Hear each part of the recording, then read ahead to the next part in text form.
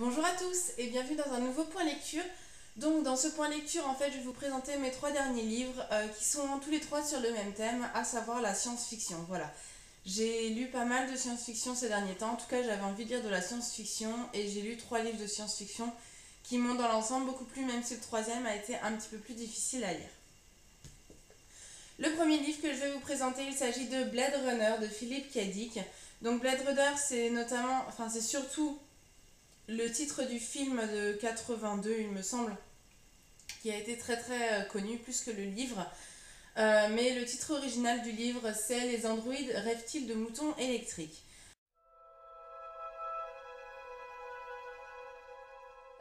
Personnellement, donc, je n'ai pas vu le film. J'avais envie de lire cet auteur, notamment, puisque je n'avais jamais lu de Philip K. Dick. C'est de la littérature classique dans les années plutôt 70, je pense. Voilà. On retrouve en fait dans ce livre donc une Terre post-dernière guerre mondiale où elle a été complètement dévastée par les attaques nucléaires et en fait la plupart des humains qui ont pu sont partis vivre sur Mars et donc les quelques humains qui restent en fait sur Terre sont soit les personnes qui ont refusé de partir, soit les personnes qui étaient contaminées en fait, qui étaient radioactives, voilà, qui étaient un peu déjà dérangées et qui donc n'ont pas pu partir. On suit en fait le héros qui s'appelle Descartes. Et en fait Descartes lui habite toujours sur Terre et son rôle c'est de chercher en fait les androïdes qui cherchent à nuire aux humains puisque les androïdes, notamment ceux qui viennent de Mars, sont très très évolués et on a du mal à les différencier. En fait, la seule différence entre les androïdes et les humains, c'est l'aptitude à avoir de l'empathie, à avoir des réactions en fait, voilà, empathiques ou en tout cas des sentiments spontanés que n'ont pas les robots. Et en fait, Descartes est un peu un chasseur de primes de second ordre. Sauf qu'en fait, le meilleur chasseur de primes du coin va se retrouver blessé par des androïdes dont on raconte qu'ils auraient la capacité en fait de passer au travers du test d'empathie. Et c'est lui qui va se retrouver à chasser ces androïdes restants dans cet univers un petit peu voilà, post-apocalyptique, glauque, où il n'y a plus grand monde sur Terre, où tout est un petit peu dévasté, etc. Il y a bien sûr plus d'animaux sur Terre, en tout cas les animaux sont très très rares. Et en fait, le héros Descartes a un mouton électrique chez lui. Et en fait, avoir un animal, c'est un petit peu, voilà, c'est comme avoir une belle voiture ou une belle maison à l'heure actuelle, c'est-à-dire que c'est un peu voilà, une preuve d'un certain statut social et tous les humains voudraient avoir un animal chez eux et ceux qui ne peuvent pas avoir un vrai animal parce que ça coûte très très cher et c'est coté en bourse peuvent en acheter un électrique mais bien sûr ils ne veulent surtout pas que ça se sache, etc. Et lui en fait voudrait avec la prime qu'il recevra avoir en tout cas acheter un véritable animal. J'ai beaucoup aimé cette lecture parce que en fait j'ai trouvé que la réflexion sur la différence entre les androïdes et les humains était très intéressante. J'ai beaucoup aimé le monde qui est décrit, enfin aimé dans le sens où c'est bien décrit, c'est pas ennuyeux à lire et c'est assez, voilà, c'est glauque, c'est vide, on croise plusieurs personnages différents, on sait jamais trop si ce sont des humains ou des robots et en fait c'est comme ça qu'on voit que à ce stade-là en fait la différence entre les robots et les humains c'est pas juste une question de sentiment ou pas de sentiment. Et j'ai vraiment beaucoup aimé. Il y a des scènes qui m'ont énormément marqué, comme notamment une scène avec une araignée. En fait, on a un des personnages qui va trouver une araignée, et donc comme les animaux sont voilà n'existent plus en fait il va voilà c'est complètement inattendu pour lui et il va se passer quelque chose dans cette scène et c'est hyper poignant et voilà, j'ai vraiment beaucoup aimé. C'est un classique de la science-fiction qui est pas aussi compliqué à lire que Le meilleur des mondes, par exemple, qui est aussi très connu mais qui est un peu moins évident à lire. Celui-là, ça va encore, même si c'est vraiment votre première expérience avec de la science-fiction, je me pencherai peut-être sur quelque chose de plus actuel. Bon, c'est pas trop gros. Ma version, elle fait même pas 200 pages. Après, c'est écrit assez petit et c'est pas non plus une lecture hyper détente. Mais très honnêtement, je vous le conseille si vous voulez essayer de la science-fiction classique. Je vous conseille vraiment ce titre. Ensuite, j'ai lu Cress, donc le tome 3 des Chroniques lunaires, donc Cinder, Scarlett, et voici le tome 3 Cress de Marissa Meyer.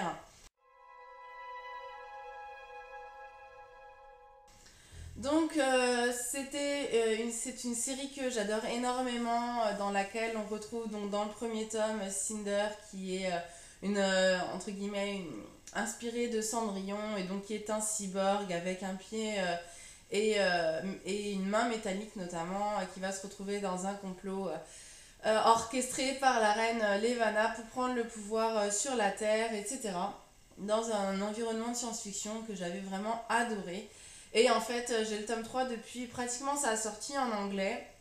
Et je l'avais encore jamais lu parce il est vraiment énorme, même en anglais, il fait 550 pages, écrit tout petit.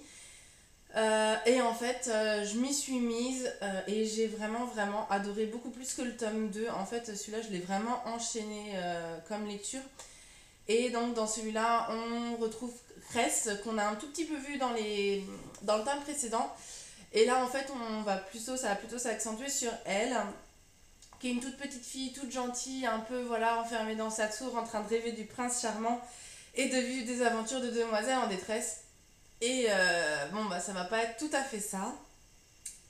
Il y a des passages en fait où donc on va voir toute l'équipe qui est un petit peu réunie et qui réfléchit un peu à ce qu'ils doivent faire et qui sont assez sympas. Et des passages où voilà, les personnages sont divisés, sont dans plusieurs endroits. Mais j'ai bien aimé parce que voilà, j'ai trouvé que c'était assez plausible. J'avais peur quand ils se sont retrouvés séparés que ça dure pendant tout le roman en mode oh, ils sont passés 2 heures après que l'équipe précédente soit passée, c'est vraiment dommage, ils auraient pu se croiser. Et en fait, non, ça a pas fait ça. Donc, du coup, ça m'a plutôt plu. La fin promet vraiment un quatrième tome. Je pense je vais vraiment adorer ce dernier tome. Voilà, il y a des passages notamment avec Scarlett qui sont assez trash. Je me souvenais pas qu'il y ait eu autant de. Enfin, assez trash, c'était relatif, mais je me souvenais pas qu'il y ait eu de la violence à ce point-là dans les tomes précédents. Et là, en l'occurrence, ouais, il y en a eu. Et voilà, bon, j'ai vraiment bien aimé, j'ai vraiment hâte de lire le quatrième, je pense que le quatrième va vraiment me plaire. Et voilà, et j'espère que ça va continuer. Je sais pas quand est-ce que sort le tome 4, mais j'ai vraiment trop hâte. Enfin, le troisième que je vais vous présenter, il s'agit de Fondation et Empire, donc c'est le deuxième tome du cycle de Fondation de Isaac Asimov, aux éditions Folio.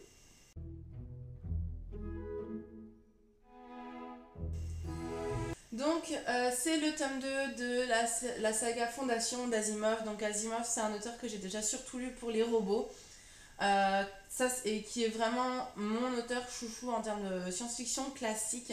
Si vous voulez commencer de la science-fiction et commencer par un classique, je vous conseille vraiment de commencer par les robots d'Asimov parce que c'est un peu l'équivalent de Agatha Christie pour les policiers, quoi. C'est un peu le truc facile à lire, mais en même temps super intéressant. Et même quand on est un peu calé dans le domaine, on apprécie quand même et il y a quand même du suspense.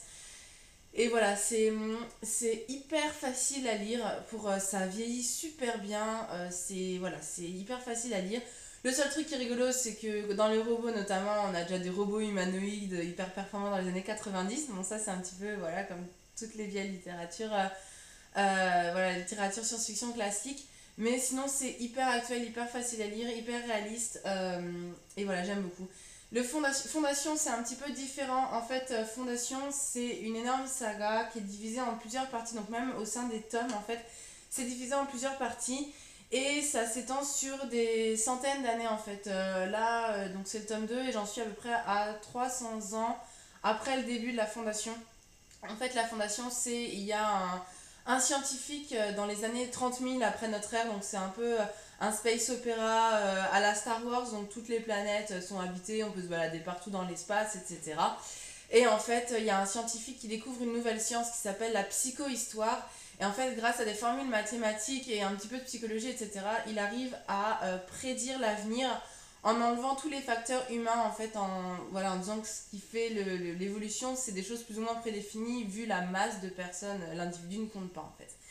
Et donc, il va prévoir la fin de l'Empire galactique et une période de 10 000 ans de chaos avant que quelque chose d'à peu près sensé se relève.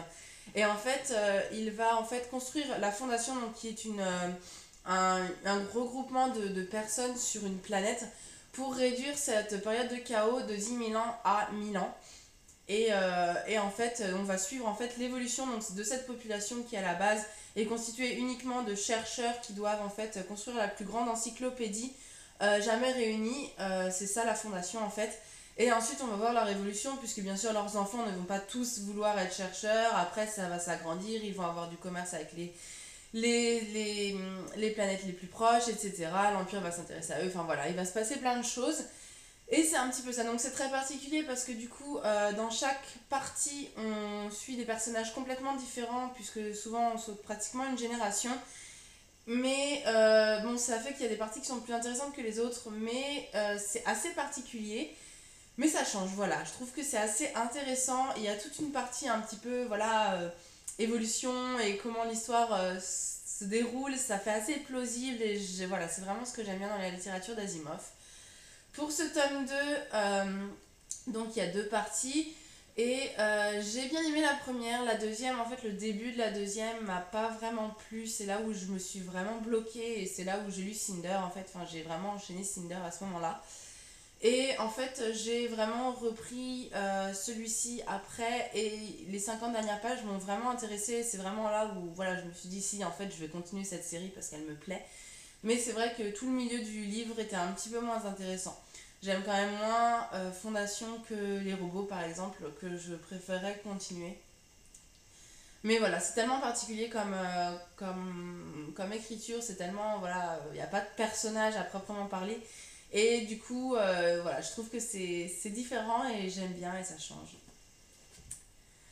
En ce moment, je suis en train de lire, donc je suis repartie sur complètement autre chose. Je suis en train de lire Delirium, donc le tome 3 de Lorraine Oliver aux éditions Black Moon. Donc là, je suis repartie sur des choses un peu différentes, mais mes futures lectures seront pas du tout, enfin, seront très différentes les unes des autres. C'est le tome 3, j'avais envie de finir cette saga, je me souviens plus trop de ce qui s'est passé avant. En fait, je confonds cette série-là, cette trilogie-là avec Promise, que j'ai lu jusqu'au bout. Et le problème, c'est que ouais, je confonds les personnages et je confonds les mondes et ça se ressemble tellement pour moi que je sais plus dans lequel les parents sont morts ou dans lequel les amis sont recherchés. Enfin voilà, je confonds en fait les personnages secondaires surtout. J'avais pas envie de lire ce tome 3 parce que dans ce tome 3, il y a un triangle amoureux qui s'est... Enfin, en fait, à la fin du tome 2, il y a le triangle amoureux qui se dessine avec un gros spot rouge. Du coup, autant j'ai adoré le tome 2, autant le tome 3, j'avais pas envie de le lire. Et là, j'ai commencé, je suis pratiquement à la page 100 et bon, ça me plaît bien. En fait, ça se lit hyper facilement, c'est un page turner, donc voilà, j'aime bien lire et j'aime bien lire ce livre et je sais que il va pas me durer une semaine. Mais je sais aussi que voilà, ça va être tous les 2 chapitres, la nana, elle va passer d'un gars à l'autre et ça va pas vraiment me plaire. Heureusement, les chapitres sont alternés entre 2 points de vue, donc le deuxième point de vue est complètement déconnecté de ça, donc ça c'est cool. Mais voilà, bon, je voulais quand même la finir et puis voilà, comme je dis, ça se lit vite, c'est pas désagréable à lire. À suivre. Voilà, c'est tout pour cette vidéo. Comme d'habitude, si vous avez lu des livres ou si vous avez des questions sur les livres que j'ai lus, n'hésitez pas à me les poser. Et puis moi, je vous dis à bientôt. Ciao!